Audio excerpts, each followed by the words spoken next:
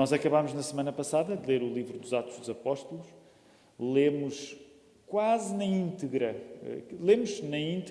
mas em leitura corrida, saltámos apenas, lembro em alguns capítulos, alguns versos. Mas significa que para todos os efeitos lemos juntos, enquanto igreja, o livro dos Atos dos Apóstolos. Como não quero fazer uma revisão de tudo, é muita coisa, não é esse o meu plano, mas gostaria de vos convidar a ir ao primeiro capítulo, novamente, Atos dos Apóstolos, no primeiro capítulo, e vamos ler apenas um verso. Já estamos tão desabituados que já nem sabemos que é possível pregar um sermão a partir de um verso apenas. É possível. Então vamos lá até Atos, capítulo 1, aqueles que puderem ficar de pé. Vamos ao célebre verso 8, é um dos versos provavelmente mais lidos no capítulo 1 do livro dos Atos dos Apóstolos. Diz assim a palavra do Senhor. E é Jesus que está a dizer estas palavras. Recebereis a virtude do Espírito Santo, que há de vir sobre vós, e ser-me-eis testemunhas, tanto em Jerusalém, como em toda a Judeia e Samaria, e até aos confins da terra. A mensagem que vos quero pregar nesta manhã chama-se Está no ir, ou melhor, estava no ir, e agora? Isto porque passámos meio ano a estudar o livro dos Atos dos Apóstolos e depois de o nosso lema ser está no ir, quando a pessoa entra na casa de oração, vê do lado esquerdo o cartaz, está precisamente a dizer está no ir.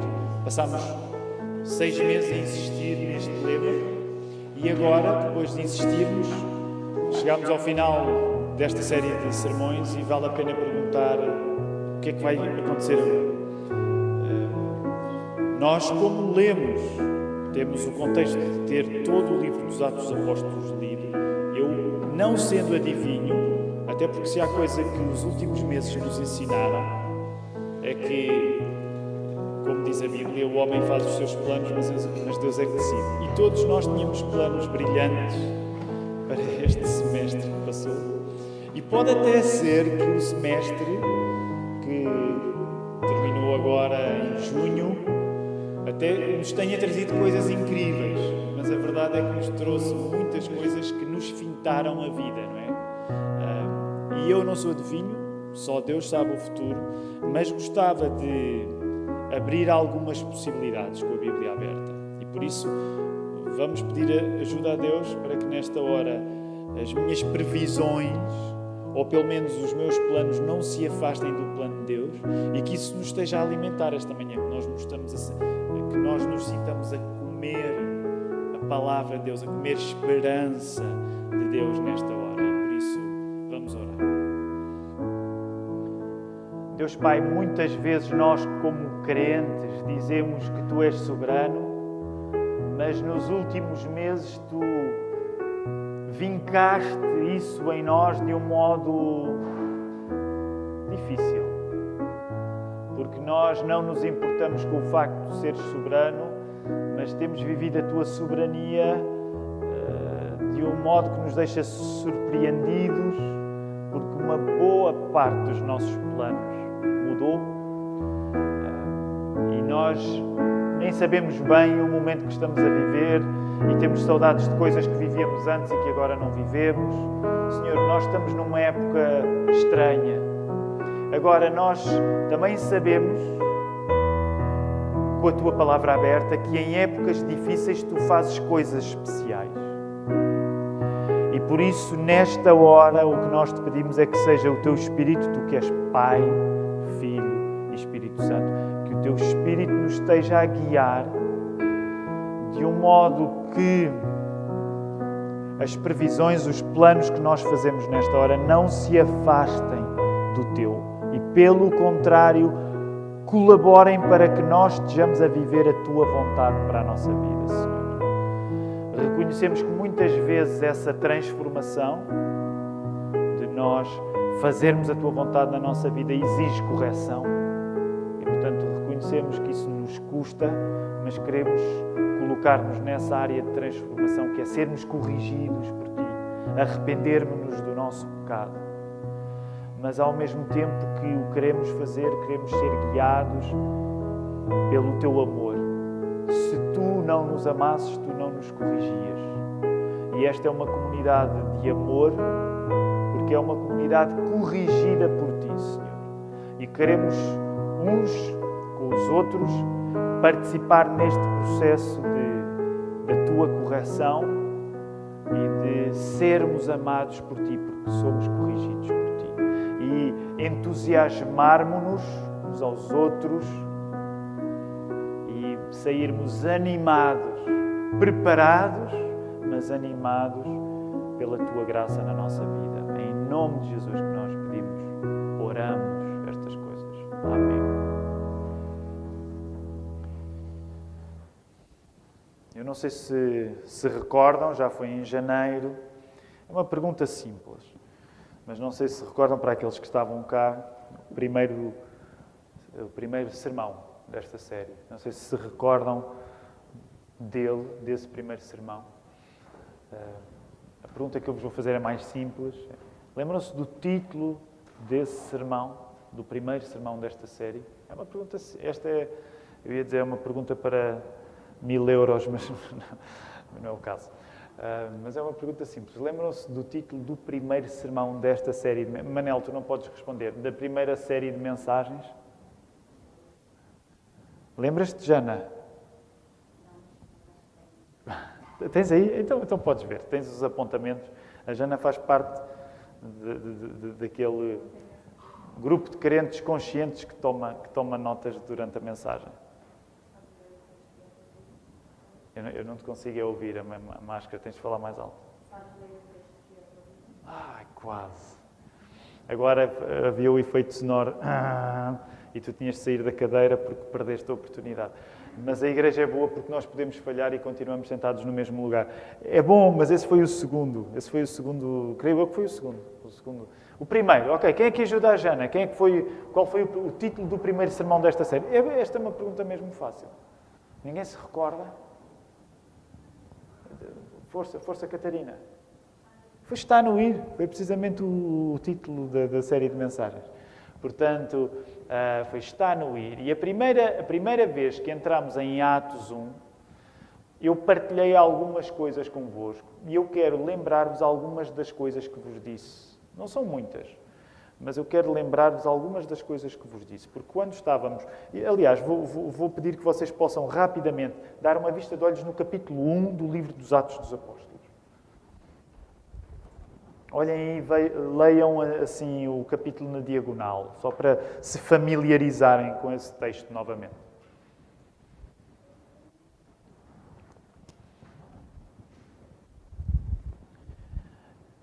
Uma das lógicas que nós encontramos no primeiro capítulo do livro dos Atos dos Apóstolos, aliás, nós acabámos de ler o verso 8, em que Jesus está a dizer: vocês vão receber a virtude do Espírito, vocês vão ser minhas testemunhas, tanto aqui em Jerusalém, como em toda a Judeia, como na Samaria, aos confins da terra. Uma das lógicas que estava em causa nesse primeiro capítulo era nós entendermos que Jesus está no ir. Porquê? Porque ele estava prestes a ascender ao Pai, mas isso significava que Jesus não estava parado. Portanto, ele ia ascender para o Pai e ia ficar sentado à direita do Pai. Mas o facto de ele se sentar, paradoxalmente, não era um sinal que ele ia ficar parado, na medida em que a história de Jesus estava a continuar. E estava a continuar porquê? Porque a história da Igreja era a continuação da história de Jesus. Então, nesse primeiro sermão eu disse-vos, Jesus está no ir, a Igreja está no ir, Israel está no ir, porque Jesus era o cumprimento de todas as promessas feitas a Israel no Antigo Testamento. E uma vez que Jesus estava no ir, uma vez que Israel estava no ir, uma vez que a Igreja estava no ir, uma das coisas que eu vos disse é: nós não podemos ficar parados. Tu estás no ir por conta deste facto triplo de Jesus não estar parado, a Igreja não está parada, Israel não está parado. Logo, nós, parte da Igreja, não podemos em 2020 ficar parados. Jesus chama-te a ir da mesma maneira que Ele veio. Como é que Jesus veio? Como Jesus abandonou o seu conforto no céu para morrer na cruz, conquistando a salvação para nós, nós somos chamados também a abandonar muitos dos nossos confortos para que outros possam conhecer essa mesma salvação. E na altura eu disse, considera que quando tu acreditas nisto, Tu ficas numa posição ativa, dinâmica, de obedecer ao ir de Jesus, de um modo que todas as influências para que tu fiques tornam-se secundárias e perdem poder sobre a tua vida. Creio que nós muitas vezes ficamos no mesmo lugar e não estamos no ir de Jesus, porque mesmo que não tenhamos consciência, nós atribuímos mais poder às coisas que nos fazem ficar do que às coisas que nos devem fazer ir. Não sei se recordam disso, mas insisti um pouco nisso. Nós podemos ter consciência ou não, mas muitas vezes nós atribuímos mais poder às coisas que nos fazem ficar do que a Jesus que quer que nós vamos. E por isso mesmo, vos tentei entusiasmar na altura a dizer que quando nós chegamos ao ponto de obedecermos a Jesus, sem que a opinião daqueles que nos querem fazer ficar tenha assim tanta importância para nós, nós não ganhamos um desamor por essas pessoas que nos querem fazer ficar. Pelo contrário, pela graça de Deus, nós até ganhamos mais amor pelas pessoas que nos querem ficar. Porquê? Porque queremos estender a essas pessoas que nos querem fazer ficar a mensagem do amor de Jesus. Portanto, muitas vezes nós, como cristãos, vamos sentir que a atitude certa não é a atitude que é recomendada pelas pessoas à nossa volta. Mas ao obedecer a Jesus, nós não vamos ganhar um ressentimento contra as pessoas à nossa volta. Porquê? Porque nós vamos ser tocados pela misericórdia que Jesus teve connosco. Porque nós não fomos até Jesus pela nossa livre e espontânea vontade. O Evangelho diz-nos, Jesus disse que as pessoas que vão ao encontro dele não vão porque quiseram, vão porque Jesus as atraiu a isso. Logo, a lógica, não é? Permitam-me o pleonasmo, logo a lógica é, se eu fui atraído a Jesus, se eu encontrei Jesus não porque eu quis, mas porque Ele me atraiu a si, eu não posso tratar mal as pessoas que não me tratam bem. Eu não posso tratar mal as pessoas que não me tratam bem. Porquê? Porque um dia eu já estive na posição de alguém que não tratou bem a Jesus. E isso não o impediu de me chamar a mim. Portanto, nós ganhamos uma perspectiva graciosa para as pessoas que muitas vezes nos fazem a vida difícil. Também foi isso que estudámos há um ano e tal no Sermão do Monte. É por isso que nós oramos pelos nossos inimigos.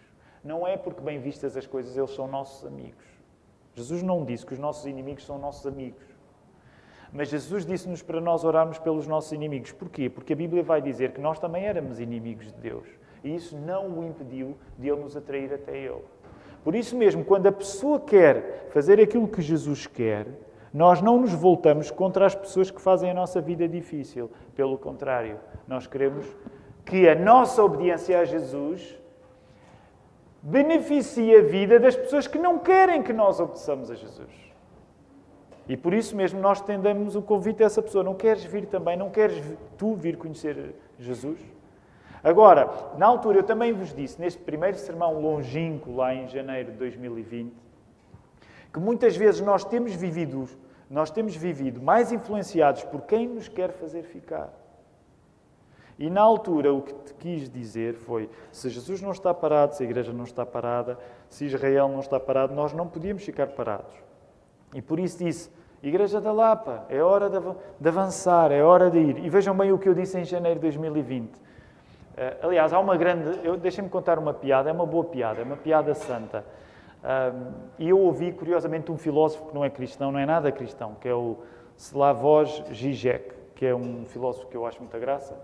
É assim meio chanfrado, é da República Checa, mas escreve livros interessantes. E ele, apesar de não ser cristão, ele tem uma grande admiração pelo cristianismo. Então eu ouvi esta piada do Slavoj Žižek. Žižek, sabem aquele Z que tem...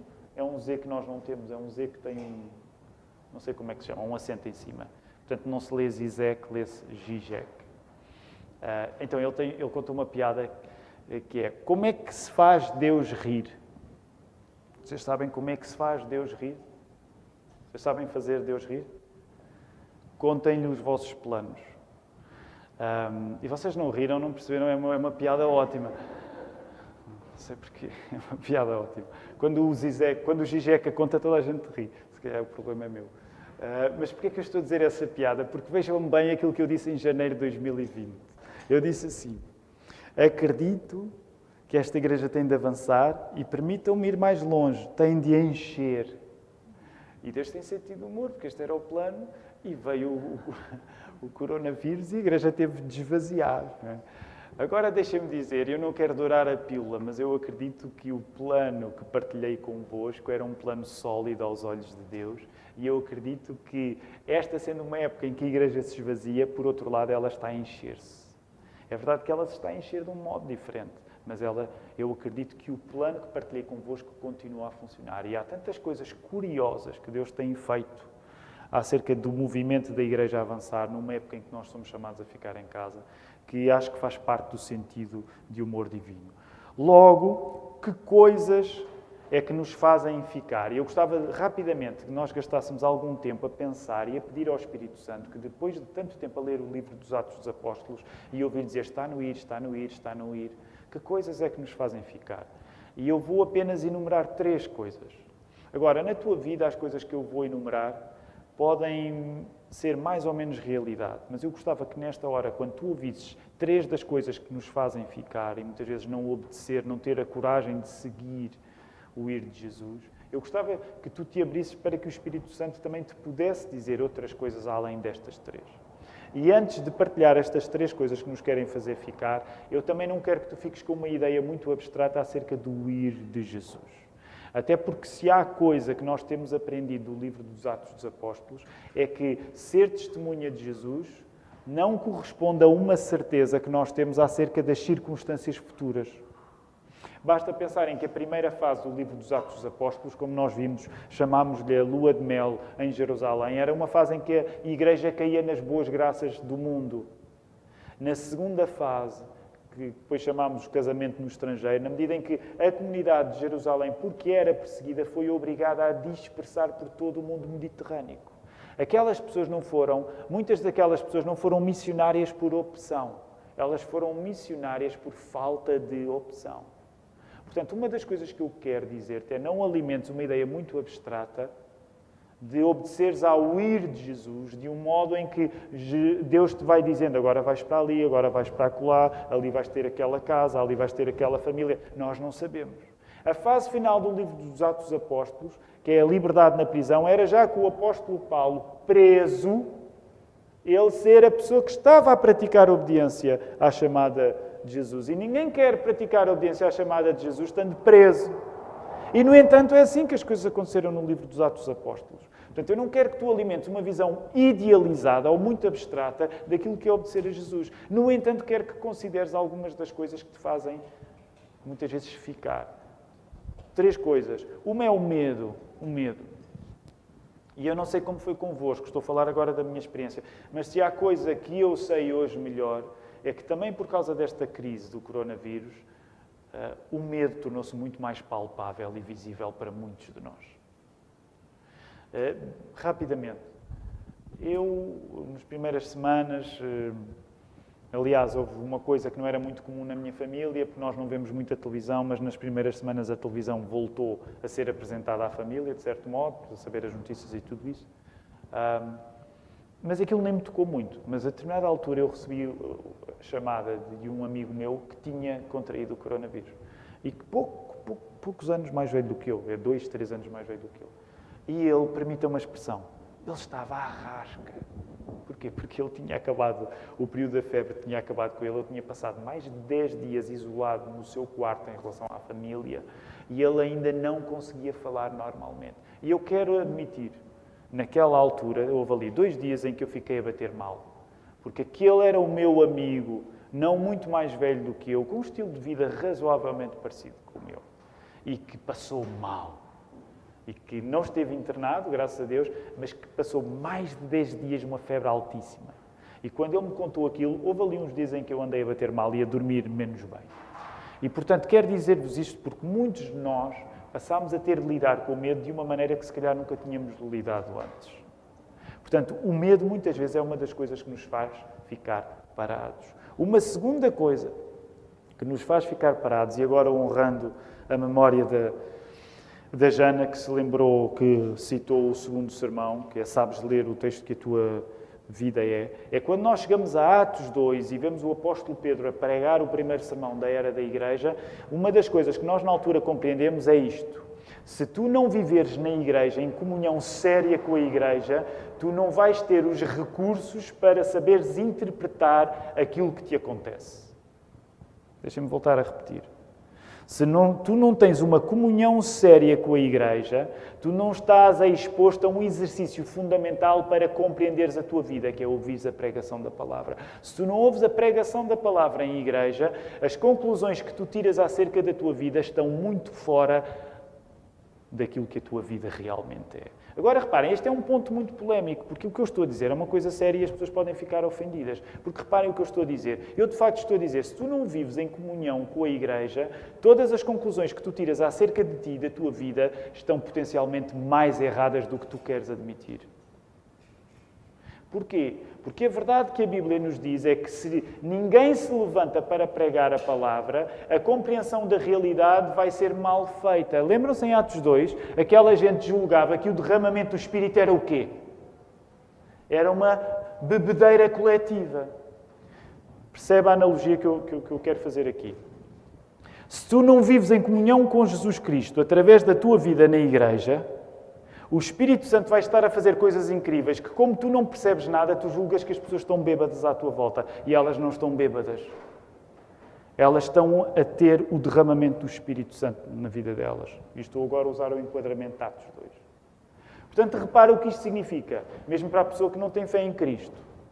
Se tu não tens fé em Cristo e se tu não vives em comunhão com Ele através da igreja, tu tiras as conclusões completamente erradas acerca daquilo que está a acontecer.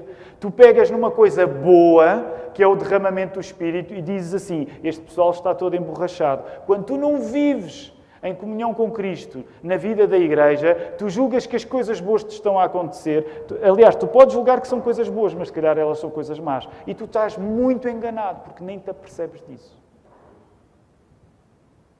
Por isso, uma das coisas que eu te quero dizer, que te faz ficar parado, é quando tu não vives em comunhão com Cristo na igreja. Tu tiras as interpretações erradas acerca da tua vida e acerca da vida dos outros. E reparem, eu não quero chamar ninguém de analfabeto espiritual, mas é isto que está em causa. Quando tu não estás em comunhão com Cristo, através da tua ligação a uma igreja local, tu estás a instruir-te em analfabetismo espiritual. Tu estás a perder a capacidade de saber distinguir uma coisa da outra. E atenção, isto não é na área religiosa da tua vida, porque nós não acreditamos em área religiosa da minha vida. Tudo é espiritual neste sentido. Portanto, quando tu não estás em ligação à igreja, tu estás a interpretar tudo errado acerca do que te acontece. Tu vives uma vida que não sabes ler. Tu és um analfabeto acerca da tua própria existência. Eu sei que é desagradável colocar as coisas nestes termos, mas é isso que a Bíblia nos ensina. Portanto, uma segunda coisa que te faz ficar parado é tu não estares em comunhão com a igreja e que te faz interpretar tudo ao contrário. Uma terceira coisa, e só para chegarmos ali a Atos 3, quando é a cura daquele coxo, quando Pedro cura o coxo. Lembram-se o que é que Pedro diz quando cura o coxo? E na altura até cantámos juntos e tudo. Que era, Pedro diz... Prata e ouro não tenho, mas o que tenho te dou. Não é? E o cântico diz, em nome de Cristo de Nazaré, levanta-te e põe-te de pé.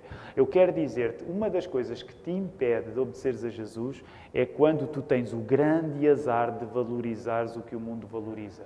E quero ir mais longe. Uma das coisas que te impede de seguir Jesus é quando o teu maior tesouro é o tesouro deste mundo. Uma das coisas que te impede de seguir Jesus é quando o ouro e a prata são coisas que tu valorizas muito.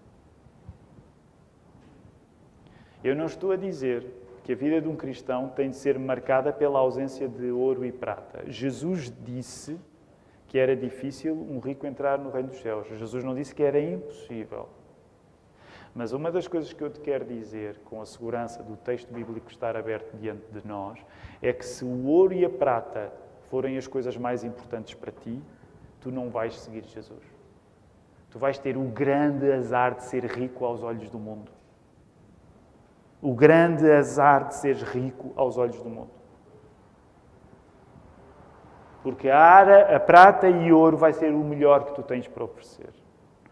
Agora, eu quero ser cuidadoso ao dizer isto. Porque nós acreditamos que toda a prata e ouro que possamos ter são dons de Deus. mas são para ser usados como recursos para que o nosso coração não esteja na prata e no ouro. Sabem, uma das coisas que até as pessoas não crentes, até as pessoas que não têm fé, hoje em dia mais facilmente dizem por causa desta crise do coronavírus. Muitas pessoas que não têm fé têm dito, eu tenho lido e tenho ouvido, muitas pessoas que não têm fé estão mais prontas hoje para reconhecer que o dinheiro não é a coisa mais importante na vida. E se as pessoas sem fé reconhecem isto, como é que podemos ser nós crentes, às vezes a lutar, a viver para a nossa prata e para o nosso ouro? Isso é uma tristeza, isso impede-nos de seguir Jesus. Agora, eu disse 3 coisas, há muitas mais coisas que nos podem impedir, mas estas 3 eu queria partilhar convosco. Quais as expectativas, então, e caminhos a seguir para nós, aqui na Lapa? E já disse, eu não sou adivinho, mas há aqui algumas coisas que eu acredito que Deus nos está a chamar para compreender. E compreender é um verbo muito importante, e por isso eu posso dizer-vos, um dos planos vai ser, não no próximo domingo, mas no segundo domingo de agosto, nós vamos começar uma nova série de mensagens acerca de compreender, acerca de saber, acerca de discernir. Talvez uma definição no imediato que eu possa dar para discernimento é precisamente saber o que é o discernimento. Está relacionado com aquilo que preguei no domingo passado. Uma vez que nós não temos como controlar as circunstâncias, o discernimento é a capacidade de eu me conduzir da maneira certa diante de circunstâncias que não domino. O que é ser uma pessoa com discernimento? É uma pessoa que sabe o passo a dar quando não domina a circunstância. Agora, claro que há aqui uma ironia. Dominar a circunstância. Qual de nós é que domina a circunstância? Ninguém domina a circunstância. Portanto, o que é que isto significa? Quanto mais eu me convenço que eu domino as circunstâncias, menos discernimento eu tenho. O início do discernimento é, como é que diz lá na Bíblia, não diz com estas palavras, mas com a mesma ideia, lá no Velho Testamento, onde é que é o início do discernimento? Onde é que é o início da sabedoria de uma pessoa que realmente sabe? É o temor a Deus. Quando eu temo a Deus, eu já dei o primeiro passo para ser esperto. Quando eu não temo a Deus, eu já dei um passo atrás em ser uma pessoa inteligente e com discernimento. Logo, o nosso plano, e eu sei que já estamos um pouco desabituados, porque geralmente temos feito estudos com um bom ritmo nos últimos anos, mas o nosso plano é irmos para o primeiro livro de Reis, no capítulo 3, quando Salomão pede sabedoria a Deus. Alguns de vocês podem ter visto, eu aqui há uns tempos falei nisso na internet sobre esse texto, e vamos explorar esse texto. E a ideia é nós compreendermos o que é o discernimento porque nós estamos muito carentes de discernimento. Então vejam bem, é só um capítulo, mas se Deus quiser vai render durante 4 meses, o que significa que vamos estar num ritmo mais lento. Ao contrário do livro dos Atos dos Apóstolos, onde estávamos a ler um capítulo inteiro quase todos os domingos. Todos os domingos estávamos a ler um capítulo inteiro. Aqui vamos assentar e vamos falar sobre discernimento, sobre saber, sobre conhecer, sobre saber distinguir uma coisa da outra. Esse é um dos planos. Segundo plano, nós queremos dar autonomia à missão na Margem Sul em janeiro próximo. Uma das coisas incríveis deste tempo de pandemia é que só Deus é que sabe, nós não sabemos. Nós fazemos planos, mas Deus é que sabe. Curiosamente, acreditamos que a nova igreja que estamos a plantar na Margem Sul deu passos mais vigorosos pelas próprias circunstâncias da pandemia. Agora também deixem-me dizer com experiência de alguém que já fez deadlines para o crescimento de novas igrejas e que esses deadlines não deram certo. O nosso plano é que, de facto, a partir de janeiro, a missão na Margem Sul se torne uma igreja autónoma e, portanto, deixe de depender de nós. Se Deus não possibilitar isso, não há problema nenhum. Mas esse é o nosso plano.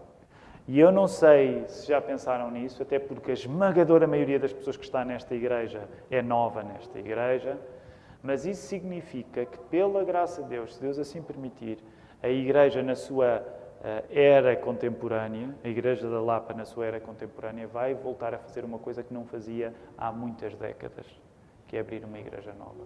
Isso deixa-me muito contente. Porque, eu vou ser sincero convosco, os pastores já estão a sonhar com outra. Os pastores já estão a sonhar com outra, porque nós estamos cá para plantar igrejas. Esse é o nosso trabalho. Terceira coisa, nós queremos retomar a integração de novos membros. O que é que aconteceu? Veio a pandemia, Nós passámos a transmitir o culto que fazíamos para muito pouca gente aqui, para os 5 que aqui estavam a tratar da transmissão, passámos a transmitir online. Portanto, aquilo que era a escola dominical foi interrompida e, por exemplo, a preparação para novos membros foi interrompida também. As classes de escola dominical para adultos foram interrompidas e nós queremos retomar. Porque uma coisa fantástica está a acontecer, é que o mundo parou, mas a igreja continua e há pessoas que querem fazer parte desta igreja, que se querem batizar ou que vêm de outras e querem ser transferidas para aqui. Portanto, esperem nos próximos tempos novidade. Talvez tenhamos de usar os nossos recursos online. Aliás, vocês sabem pela vossa própria experiência profissional, há tantas pessoas que estão mais contentes agora, há umas que estão mais tristes, mas há pessoas que estão mais contentes porque aqui e ali há tanta coisa que está a passar para o online e em algumas coisas está a facilitar a nossa vida, certo? E a Igreja também tem de se adaptar, não é? A Igreja também tem de se adaptar. Claro que nós valorizamos o encontro em carne e osso, porque Jesus veio em carne e osso. Mas fiquem atentos, porque vamos retomar o programa de as pessoas voltarem a ser integradas como membros aqui na Igreja da Lapa.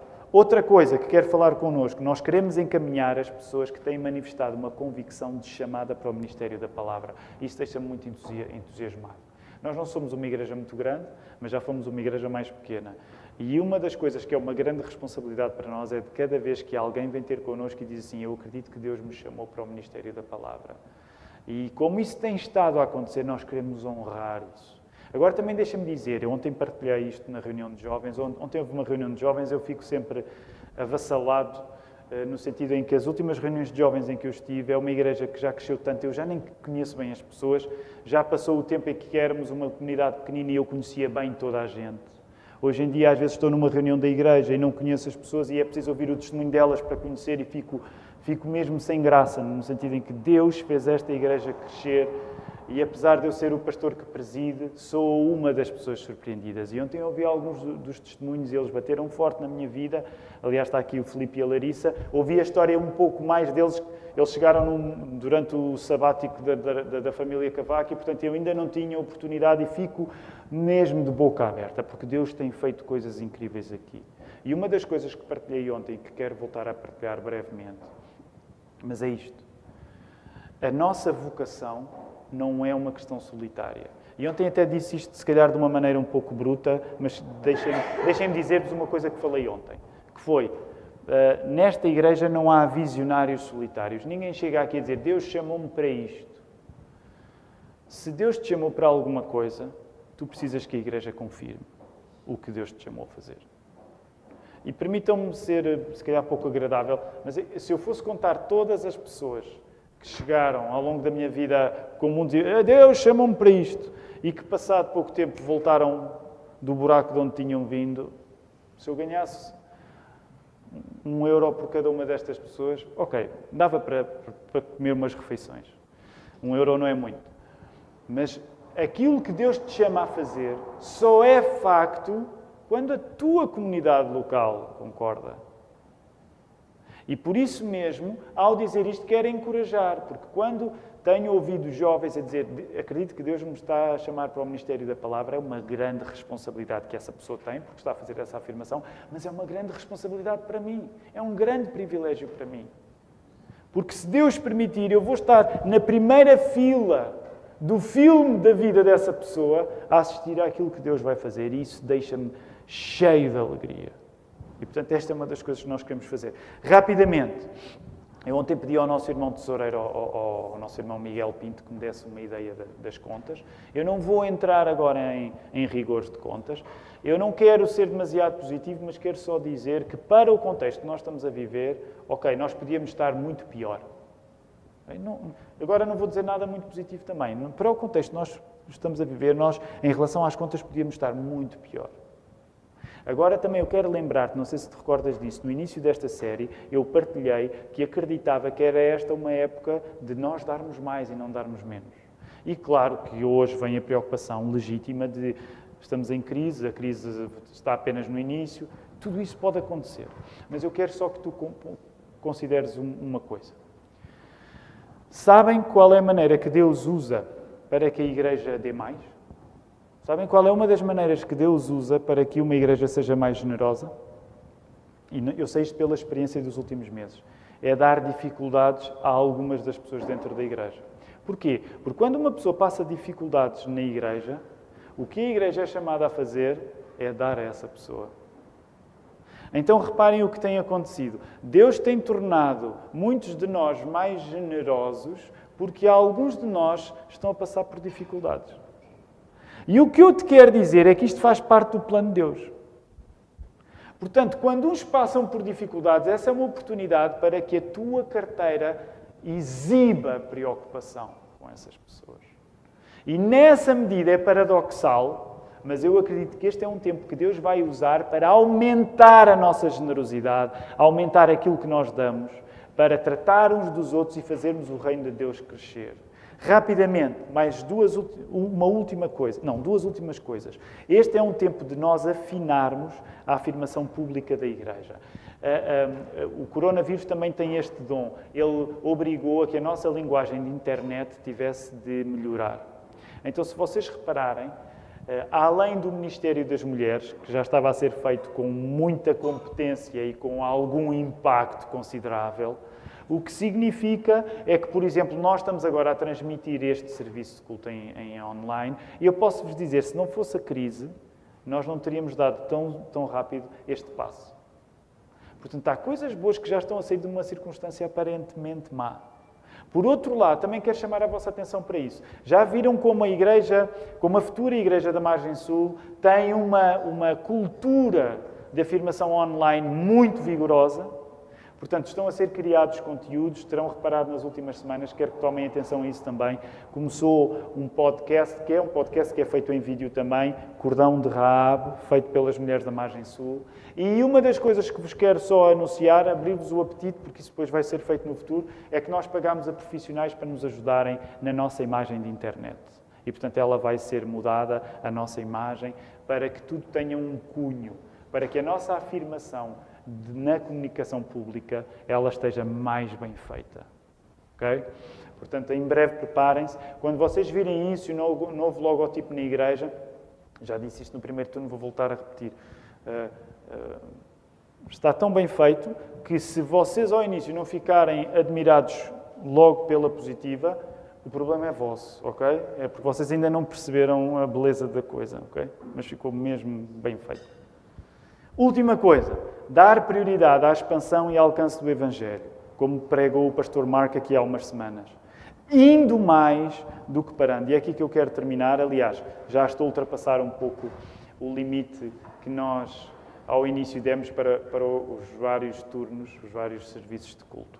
Mas quero dizer-vos isto. Isto agora dava pano para mangas de só, isto dava para outro sermão e eu vou terminar agora. Mas quero dizer-vos, uma das coisas que eu acredito que nos marcou no passado foi a nossa própria obsessão com o passado. Muitos de nós chegámos à Igreja da Lapa e o peso que carregávamos era tanto que uma boa parte da nossa história com a Lapa era pensarmos nos efeitos negativos dos nossos erros passados. E agora, eu quero dizer-te isto sinceramente, okay? Com coragem. Uma parte fundamental de tu te reconciliares com Deus é tu compreenderes o estrago que os teus pecados provocam. Nós não somos uma igreja, pela graça de Deus, para facilitar neste sentido. Nós não estamos cá para facilitar a vida a ninguém. Nós não somos uma igreja de kumbaya, ok? Vem, Deus ama-te, isto vai tudo correr bem. Não somos esse tipo de comunidade. Mas eu também quero reconhecer ao mesmo tempo que no passado nós ficámos desequilibrados, às vezes a cuidar dos estragos das nossas vidas, de uma maneira que nos impedia de olhar com esperança para o futuro. E aqui, deixa-me só acrescentar uma nota. Esta é uma convicção minha. Ainda por cima nós temos uma grande sina, que é somos portugueses. Graças a Deus, uma das coisas melhores que Deus tem feito por esta igreja é trazer não portugueses a esta igreja. Porque isto de ser português é difícil. Então os irmãos do Brasil têm aliviado um bocado a nossa carga. Claro que vocês já se aperceberam do sentido do humor, às vezes um pouco negro de Deus, é que vocês estão a tornar-se um bocado portugueses. Não é? E volta e meia pensam, o que é que está a acontecer comigo? Eu estou a ficar tão encarquilhado, estou a ficar tão trágico. É sinal que estão em Portugal. Mas isto para dizer o quê? Ser português é um bocado Nós somos pessoas um bocado carregadas, a verdade é essa. Eu sei que isto é um clichê irritante. Eu antes irritava-me muito quando diziam isto acerca de Portugal, mas agora ganhei a mania, como passei algum tempo fora de Portugal, e ganhei a mania que agora vejo melhor Portugal. Não sei se vejo, mas uma das coisas que eu sei é que nós damos muita ênfase ao passado. E não o fazemos espiritualmente de uma maneira correta. E como igreja, uma das coisas que eu gostava era que, a partir das palavras de Jesus, vocês vão ser minhas testemunhas, os nossos olhos estivessem no futuro. Os nossos olhos estivessem no futuro. E naquilo que, pela graça de Deus, Deus ainda fará por nós e nos dará o privilégio de participar no seu plano, que é um plano bom, que é um plano amoroso, é um plano que nós estamos cheios de vontade de abraçar. Que o Senhor nos ajude.